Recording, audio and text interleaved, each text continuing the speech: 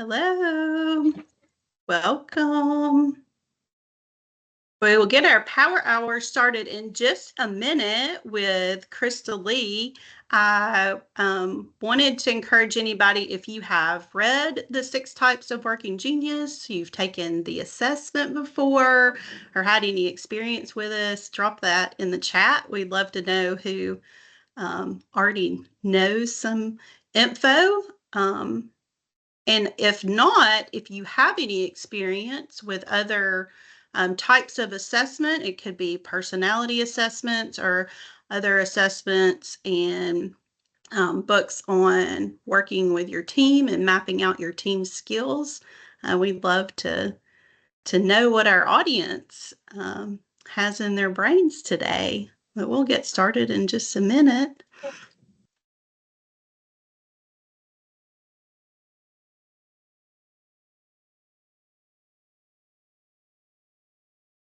Thank you all for joining us. We are going to kick off our Wi-Fi Power Hour on the 6 Types of Working Genius. And I'm going to first share with you a little bit about what Wi-Fi is for those of you who may be new. We started back in 2021. Wi-Fi is a 501c3 charitable educational nonprofit, and our mission, which you can see on the screen, is to attract, educate, and empower women in the floor covering industry. You can always find out more at womeninflooring.org for our next events. And then, as all nonprofits, we are run by a volunteer board of directors. We have women from across the floor covering industry, from different sectors, from manufacturing to trade media to retail, distributors, trade show professionals, all different people that bring their assets to Wi-Fi. So thank you to our board members. Also, the Wi-Fi Power Hours are put together by our Professional Development Committee, which Whitney Legate and Athena Walker are the co-chairs of, and they oversee this Wi-Fi program. So thank you to our committee members. And then we also would like to thank our corporate donors. Without your support, Wi-Fi would not be possible. Also, of course, if you're interested in joining the list of corporate donors, you can find out more on our website. And then we also wanted to share with you about some other Wi-Fi programs that we have. Our mentoring program, it's a 6-month adult to adult match. So it's a great way to grow professionally. It's free. We currently have our largest cohort to date. Our 3rd one is in session right now. And if you're interested in learning more, of course, information's on our website. And we will open up applications in September for the next group. Other things coming up, we have Wi-Fi gatherings, which are our face-to-face events. American Home Services Group, you can meet up with Wi-Fi there in September. And then in October, we start to get busy with the CFI and FCI CA convention in Orlando, and then also NAFCD, which is in late October as well. We are also starting to plan our Wi-Fi programmings at TICE this year, so stay tuned for lots of exciting information about those. Also, we have a new fundraiser this year that's coming up next month. It's at Barnsley Gardens in Adairsville, Georgia, and it's called Tapas and Tile, and it is a super fun way to connect with women in a beautiful environment. And we're going to do a tile art project and also enjoy a tapas lunch. So we hope that you'll join us there as well. That program, that fundraiser is benefiting our scholarship program. So it's really cool. Speaking of our scholarship program, we just gave out our 2nd round of scholarships. We had 7 recipients. If anybody who applied is on this call, you can be expecting a letter from me this week with us announcing our scholarship recipients. Just so you know, the scholarships are not just for high school students. Actually, most of the scholarships that we give out are to professional women. And lots of times people are already in their careers when they decide they want to go back and get a bachelor's degree, a master's degree. They want to take a continuing ed class. We hear a lot from on the scholarship applications about people's desire for lifelong learning, which is one of the reasons we're all on the call today. So definitely check out our scholarship program. If you or somebody in your organization, it could help you with a certification or a training class you might be interested as well. We will probably give them out again towards later in the year in this fall. So stay tuned for that. And we'll be announcing it on our social websites and our email newsletter. And then Power Hour, that's why we're here today.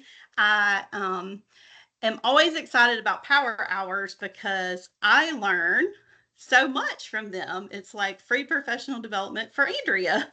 And so I get excited about this time and spending it with you guys. It's always fun to meet our presenters and get to know new people who are out there doing good work in the world.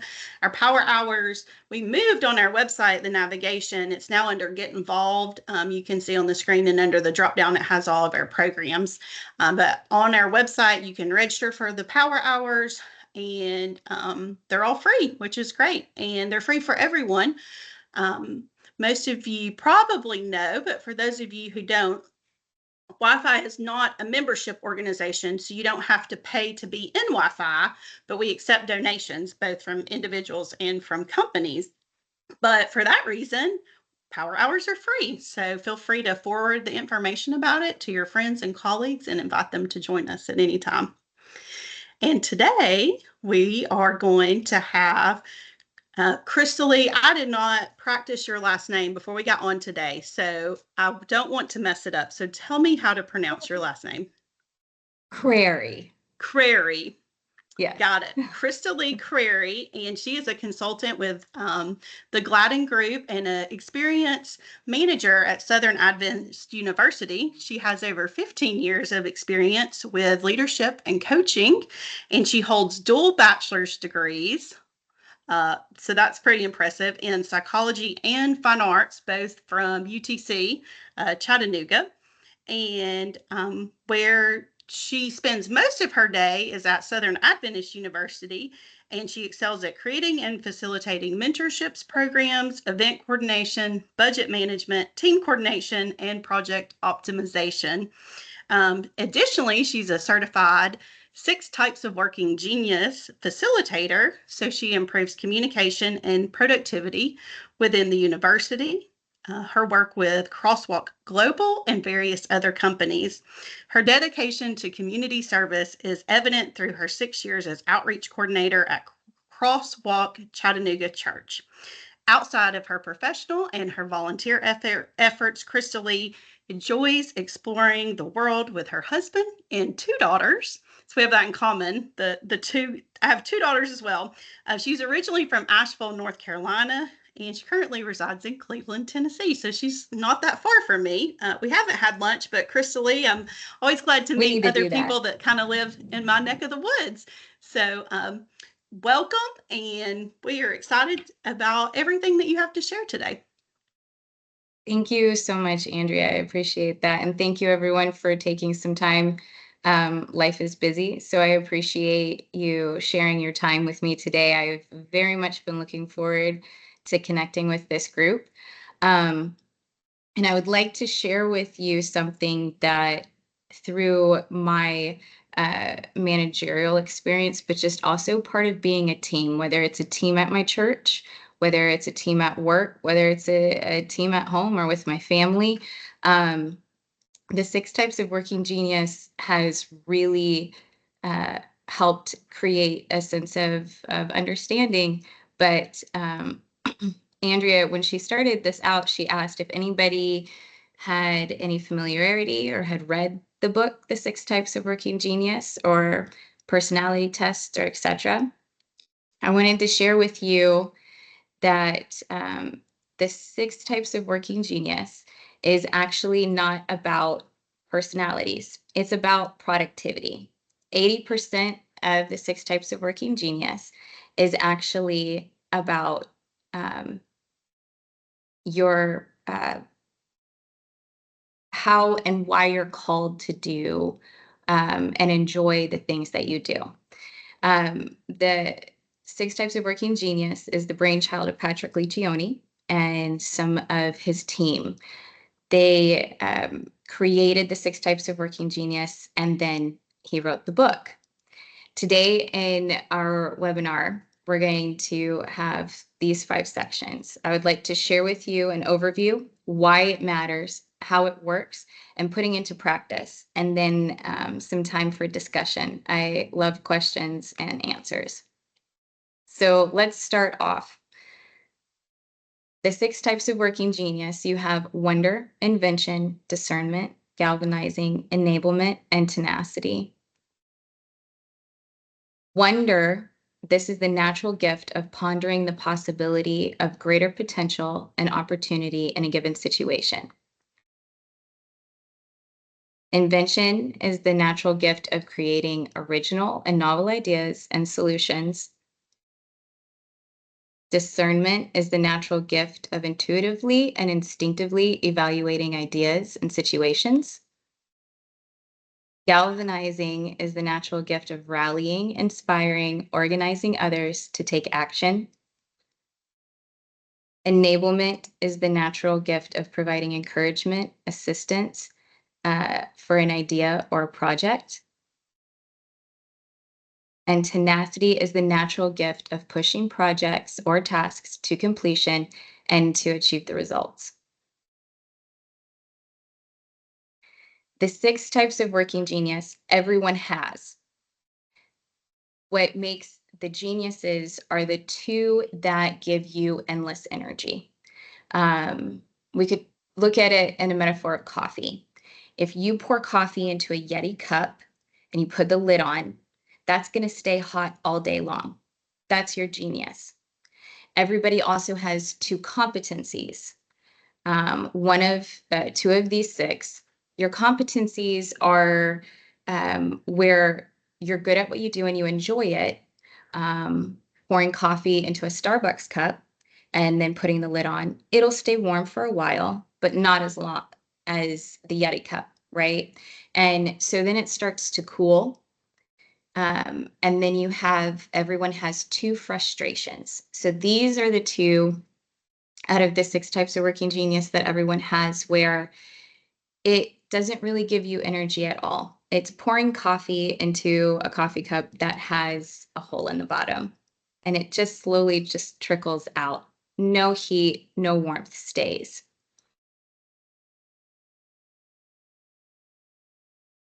So why does learning these matter? 2 things. I know in my personal experience, there have been times where I have been in a job, and no matter how hard I tried, no matter how much I wanted to, I just didn't enjoy what I did, nor was I good at it. I didn't feel fed every day, even increasing my education into it. I felt drained and I felt tired at the end of the day. I didn't seem to get the energy and joy that others did. The other reason that this is important is judgment. All of us have coworkers. All of us have encountered individuals where, when we're doing a task or we're in a position or something, and we're doing great, they seem to struggle or they seem to be disengaged. They almost seem to kind of avoid doing the work, and we all wonder, or we may judge, we may assume they're lazy, they don't care. And that's not necessarily the case. They could be in a position where they're working in their frustrations. The majority of what they do is a frustration and draining, or they could start out strong. We all know employees where they started out strong, but then over time, they just seem to not care anymore, or be drained, or be tired, or discouraged. And we wonder what happened there. And that could be because they're working in their competencies.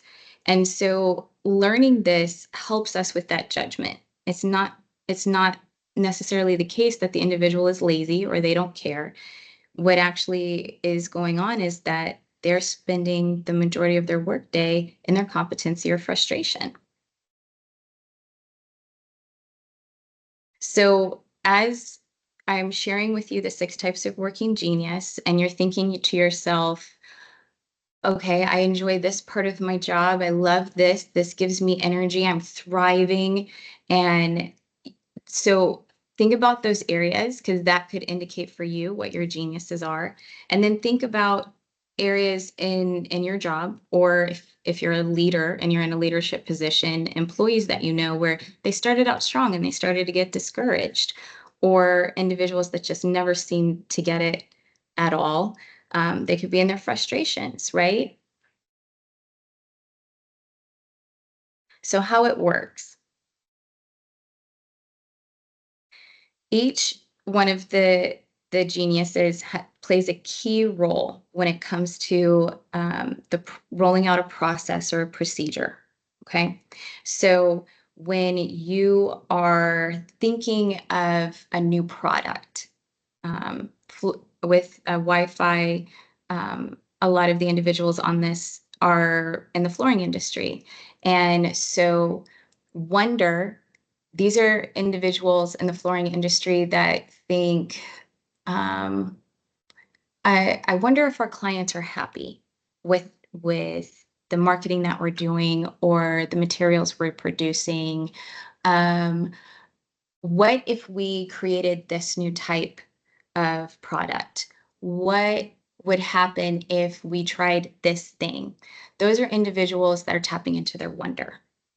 And that's the beginning of the ideation stage, right? And wonder then is sharing this feedback with someone whose genius is invention. And these individuals are like, we could create that new material. We could send out a survey to our customers and find out if they're happy. We could do this and this, and they start inventing ways to take the idea from wonder and start to bring it to fruition, right? They're putting shape behind it. And then discernment, that is an area where um, those are individuals who, as as wonder and invention are kicking this back and forth in the ideation stage, discernment will share a little bit of, well, don't forget this variable, don't forget that variable, which then leads from the ideation stage into the activation stage.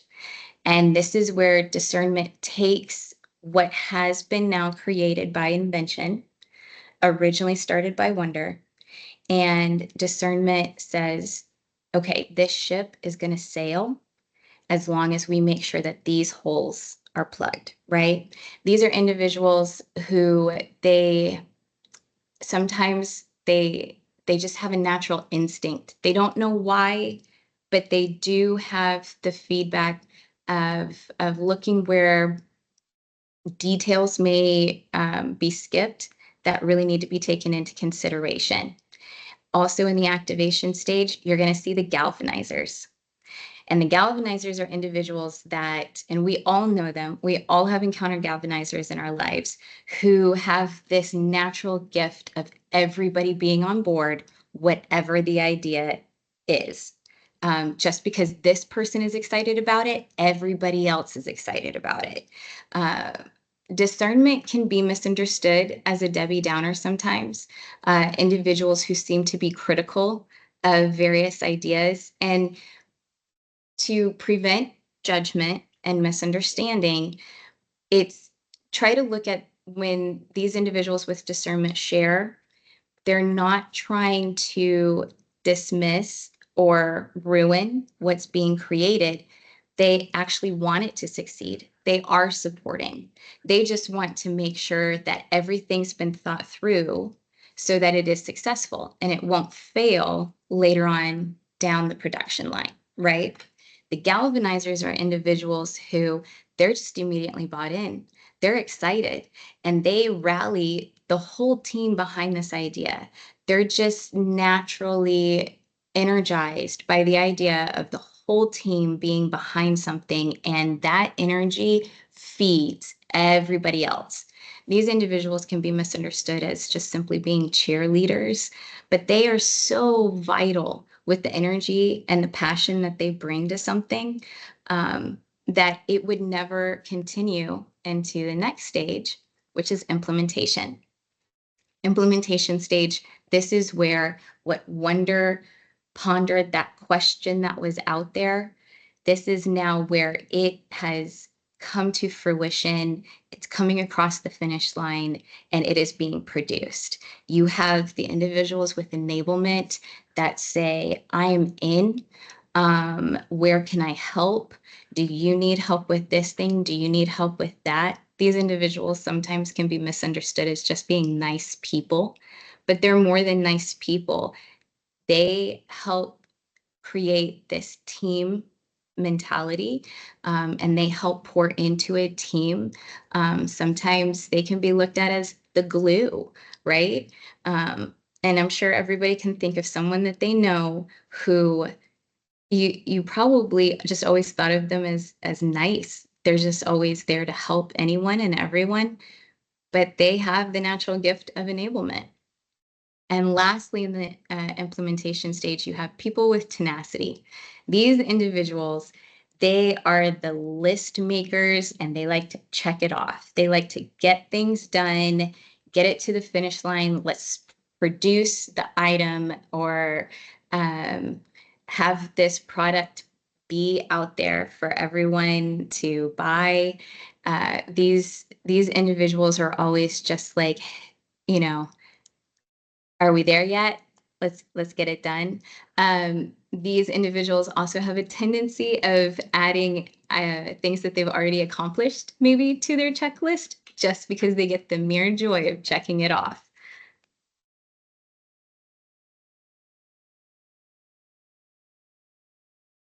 So just to recap, for the ideation stage, you have wonder and invention. For the activation stage, you have discernment and galvanizing. And then for the implementation stage, you have enablement and tenacity.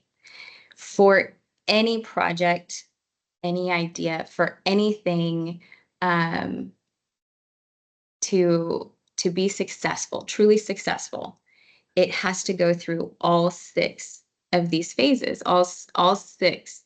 And so this is why it's always important to have a team, right? Because if every individual has 2 geniuses, 2 competencies, and 2 frustrations, then you at least need to have a team to have a group where all the geniuses are on board, making sure that whatever you're pursuing is successful. So we're going to talk about responsive and disruptive. And each of the 6 types of working genius are one or the other.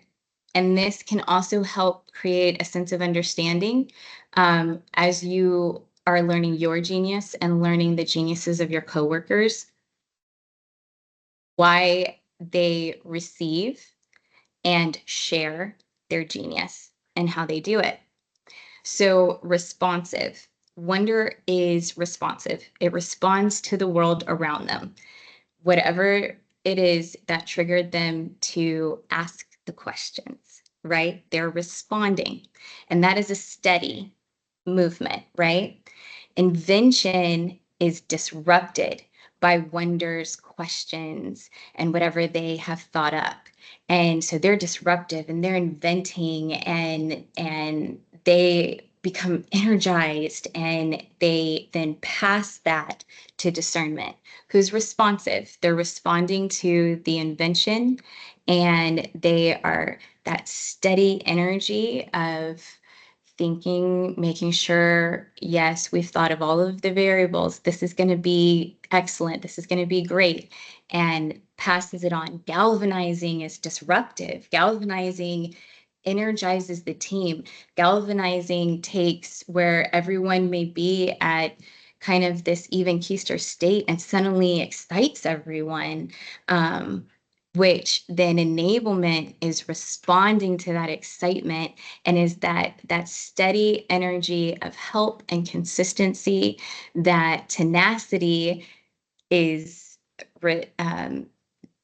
needing, right, to be disruptive, to suddenly change things, to bring this new difference, this new movement, this new product or or whatever, um, across the finish line. So, in knowing that, you can think about, okay, so that's why this person just, their energy, their excitement for doing something. And other people, they are excited, but their way of being excited may not be um, flamboyant or super expressive, but they are excited. And because it's a responsive meets disruptive, and then goes to responsive and disruptive, it keeps momentum, but it keeps a steady momentum.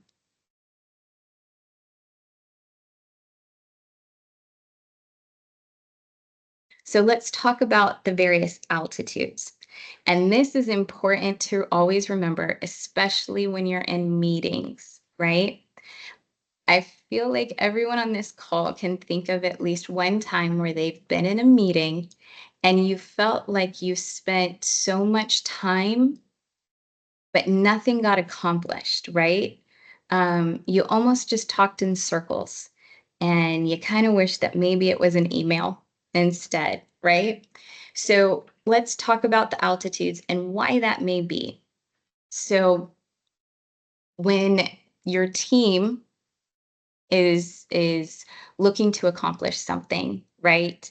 You're in an airplane and you're traveling somewhere, right? Wonder comes up with the idea of of let's stop, let's take a vacation somewhere. We have time. We're not due back at work. What if we did, right? And invention says that's totally possible. We could do that. We could. Maybe stop in Lake Tahoe. We could spend a few days there. The company is already prepared to cover us. We didn't have to stay at that conference so long. And so, as inventions thinking about all the things that can be done, discernment says, don't forget, make sure that we do call, we get permission, all of these things. And then wonder grabs that and says, what if we stopped here instead? Right? That took the airplane and that created turbulence, went back up. We've all been in meetings where it seemed like we were starting to head somewhere. We were starting to be productive. But then all of a sudden, somebody grabbed the subject matter and threw out a brand new variable. And then the meeting spends more time exploring that new variable just to come back to uh, the very same place you were before of going to Lake Tahoe, right? Um, the galvanizers, that's like the 15,000 feet. They're the ones that are just like, hey, everyone, we went through some turbulence there, but we've all decided, yes, we're going here. Everyone gets excited. Enablement says, I'll go ahead and radio ahead. Tenacity decides that they're now going to be the pilot of the plane and they're going to land it. Enablement's calling the airport to land the plane, to help put the trays away and all of the sorts, right? Um, you want to always be mindful of whatever altitude you're at in a process, in a meeting, wherever you are. You want to be mindful. This is where we are right now. And you don't want to pull to where your genius may be. So, what I mean by that is everyone has a natural tendency of wanting the process of whether it's creating something or an actual product or a new policy or procedure. We pull to where our genius is at. So if your geniuses are wonder and invention, you're wanting to just constantly brainstorm it, constantly think it over, constantly be inventing it, and it's in your head. And so that can be frustrating for the rest of your team because you're never letting it leave the 30,000 to 25,000 feet, right? If your tenacity, you're immediately wanting to take whatever's being talked about and you're wanting to just go ahead and do it, which that can also be frustrating for your team, especially because you haven't gone through discernment, galvanizing your enablement. You haven't fully thought through the process or the new policy the new product.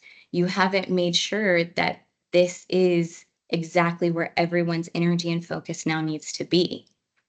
So I would encourage everyone, as you're exploring what your geniuses may be, um, to be mindful. Um, it's important to always state in the subject of what your meeting may be about or where you are at with a process, state what that is. So we'll have a brainstorming. We're having a brainstorming meeting today as we're talking about this subject matter.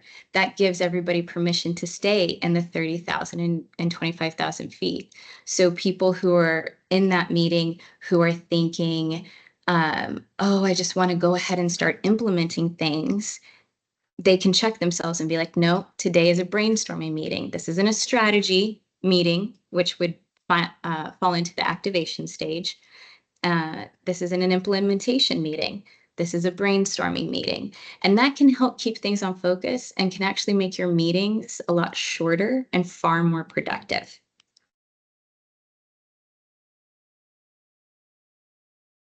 So just to recap all in one, you have the 6 types of working genius: wonder and invention or ideation, responsive and disruptive; activation, discernment and galvanizing; and implementation is the enablement and the tenacity. And as you can see, the key points for each one of these is wonder identifies the needs for change, responds to the environment, and a steady energy. Invention generates ideas and solutions, disrupts the status quo, and bursts of energy. Discernment assesses workability of ideas, responds to and refines ideas, steady energy. Galvanizing inspires and pushes to action, disrupts comfort zones, that's okay, bursts of energy. Enablement helps move things forward, responds to need, steady energy. And tenacity ensures success, results, things get done, disruptive by imposing standards and plans. And it's a burst of energy. So putting these into practice, this is an individual's profile. So again, like I said before, with all 6, everyone has all 6. It's just with your geniuses, you have endless energy, right? With your competencies, it does give you energy, but that can deplete over time. And that actually is the number one lead to burnout. When people talk about how they're experiencing burnout in their job, the likelihood is the majority of the work they're doing is tapping into their competencies and not their wonder. And then your frustrations. These these don't give you inner energy whatsoever, right? But that doesn't mean that you can't be good at them. It just means that you just don't get any energy from them. The goal of every individual truly is to find where you're working at least 60% in your geniuses. It doesn't matter the percentage of your competencies and frustrations after that point. As long as 60% of what you do is in your geniuses, you're going to thrive, you're going to be happy, and you're going to be successful. And for individuals like myself in leadership positions, when you can find what your employees, your team, where their geniuses are, and you can work that out to where your people are working in at least 60% of the time in their geniuses, the energy, the productivity with what you do will increase exponentially, right? But also everyone's just happier. And it's the best type of leadership when you're able to pour into your team so much that they are successful and thriving because you helped them get there. So this is a team map. When I have worked with various teams doing workshops, this is something that I share with them. And this is one of the examples of a team map that I produce for them. This helps the whole team see and understand where everyone's at, what their geniuses are that they're bringing to the table, areas where they may be start to feel depleted in their competencies, and where their frustrations are at. That's okay, because there's other members on your team where your frustrations are at, that's where their geniuses are at. And so this then creates this dialogue of like, "Oh, you don't like doing that thing? I actually love doing that thing," you know? And so you can start create that dialogue, right? And this new collaboration. Another team map that we also produce is where you can see where it may weigh a little heavier in some geniuses and a little too light in others. So for this example team, you can see there's only one member on this team that their genius is in wonder, right? That's a lot for this person to carry. They're the individual who is just always thinking of these ideas and everything, but the majority of the team is over here in tenacity. They're just wanting to get things done, get things done. So with the individual who thrives in wonder and her other genius is enablement, she's constantly thinking of these ideas. She wants to help the team. Well, if the majority of the team is tenacity, then she doesn't exactly want to disrupt getting things done all the time, by saying, "Hey, what if we tried this new thing?" Right? So, in sharing this with this team, it got everyone to step back and be like, "Whoa, we have not been giving you the time and the space that you needed to be able to share your wonder with us, and we're missing opportunities." Right? Another way of sharing a team map is where you can see the genius percentages, and on where it just definitely reiterates areas where you're far more heavy than others. So the one of the last things that I do want to share with this group, and this I feel like is one of the most important things, whether you're a team member, a leader, wherever you're at, whether it's your personal and professional life, when it comes to individuals' geniuses, to learn what they crave and what crushes them, right? As a Christian, I believe in loving well, right? That is something that our church says. We like to love well. And loving well is making sure that we pour into people, right? As a leader, I love to pour into my teams. And I love to make sure that they are thriving and they're receiving what they crave, what inspires them, what helps them. And I want to be very, very mindful that I don't do anything that is going to crush them. And so, as you can see for each one of these, there is a crave and there is a crush. And if you really think about this, and as you've learned your geniuses, you can see how all of these stem very true for you. So for me personally, my geniuses are enablement and discernment. And I can definitely speak to the truth because I've experienced in my life both receiving what I crave and receiving what crushes me, that I do thrive when I receive what I crave for days. Just to receive appreciation for something, trust that I know what I'm talking about. Um, and it crushes me when people overlook things that I do, or they don't just trust my instincts. They want me to then prove it, right? So before we jump into questions, again, I would just like to reiterate with this group, thank you so very much for your time. Um, and if you get nothing else from this, just be thinking about as you're interacting with your coworkers today, think about what their geniuses might be, and think about ways that you can pour into them. Give them what they crave, and be really mindful about not crushing them. So I love that. I just, as you Thank were you. talking, of course, I'm in my mind thinking like where I am and, um, and also thinking about other people I work with. Of course, we've all heard like, hire people that compliment you and like, diversity in your group is so important on so many variables.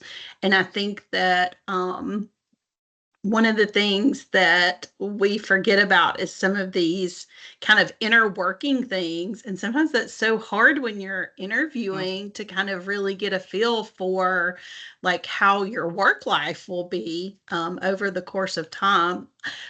One question that I had, Christalee, and if anybody has questions as we're kind of wrapping up, Christalee had said she was open to answering a few. Um, I'm curious, after teams have done this, what are some Mhm. ways that you see they have um, kind of implemented that? To me, it's like, okay, Mhm. well, I need to be nicer because people are different. We work different. So, like, Right. but have you seen that people take these and they go, oh, I need Mhm. to change jobs, or I'm doing something that, or like, I'm so drained and, oh, hello, this is not like, I'm not in the right seat on the bus, or have you Right. seen any of those changes kind of live out? I Yes, I have actually. So I did a workshop with a group last week, and the very next day, I started to. I followed up with the leader of that group, and she said we are already have a meeting planned.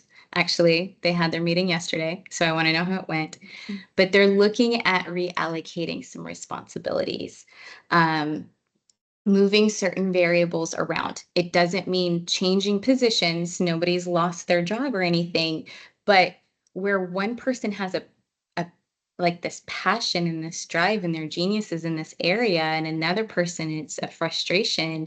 So they're actually brainstorming how to move some variables around so that everybody is spending more time in their geniuses and implementing those. So it depends on the leader of the team, and it depends on the team.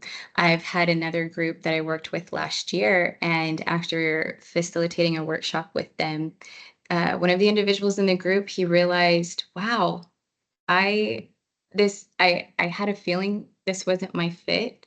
But that did reiterate it wasn't my fit, and it gave him the permission to step away, right? And with understanding and grace, no one had any judgment. Everybody understood. They were more than supportive, and he left in good spirits. He actually told me, he goes, when I was interviewing and I got, this job at this new place and I'm working in this area, he said, I brought to my interview my geniuses and I told them all about me and why I think this position would work for me and everything that I can bring. And he's happy. He's so happy. Oh, cool. That's one of the beautiful things about this is you can implement it literally right away. At Southern Adventist University, it's literally becoming a dialogue amongst the numerous departments that I've worked with, where I hear people say, okay, everyone needs to tap into their discernment right now, as we're sure we want to proceed with this. And, or, hey, we need some wonder. Can you bring some wonder in Mm. here? Right. Uh, so that's how I've seen and experienced it. Just a few examples. Oh, cool.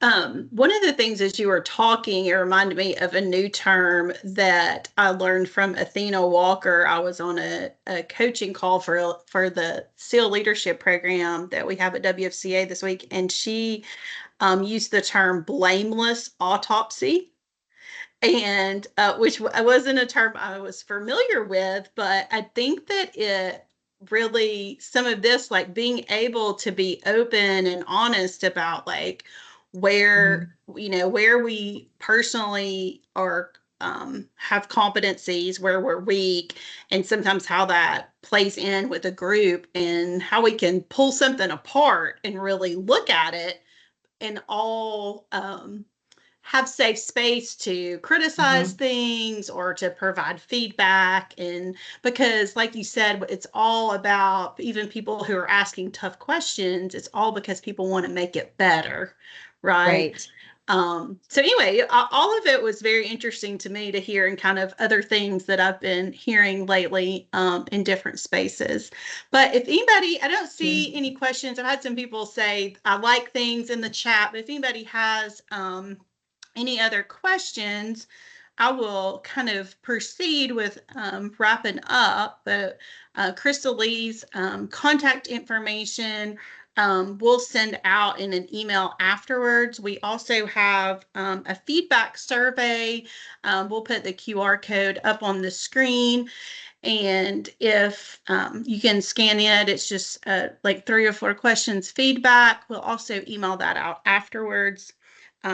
Also, of course, we encourage anybody, if you'd like to support the Power Hours being free for everyone, you can always donate to Wi-Fi. And then we also encourage you, your one takeaway today, besides call Christalee and learn more about Working Genius, is to follow us on your favorite social media websites. As you can see, this is where all the information is. There's a screenshot of like some of our Instagram posts and then our social handles for Wi-Fi. Make sure you're keeping up with us there. We do send out a monthly newsletter. I know sometimes, things get buried or they get, sent out into outer space, but always check our socials for up-to-date information.